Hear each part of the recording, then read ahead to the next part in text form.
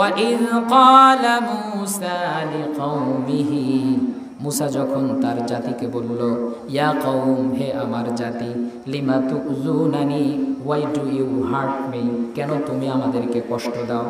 আল্লাহর পয়গম্বর মুসা আলাইহিস সালাতু ওয়াস সালাম তার কাপড় খুলে কখনো গোসল করতেন না। আর মূর্খ উম্মতেরা মনে করত মুসা আলাইহিস সালামের মনে হয় ধবল রোগ আছে, হয়তো একশিরা রোগ আছে, এই জন্যই তিনি কাপড় খুলে গোসল টোসল করে না।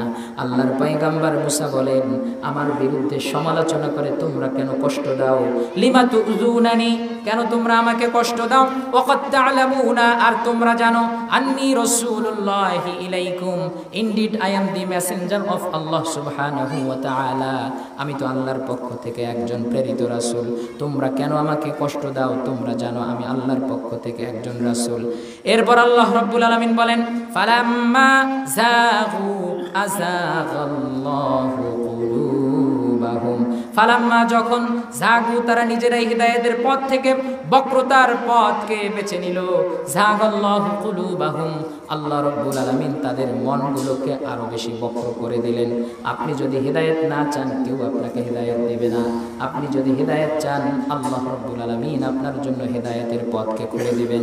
আল্লাহ বলেন, ফাসানুয়াসসিরুহু লিল ইউসরা, যে ব্যক্তি কালিমার পথে, জান্নাতের পথে চলতে চায়, আমি তার জান্নাতের পথটাকে সহজ করে দেই।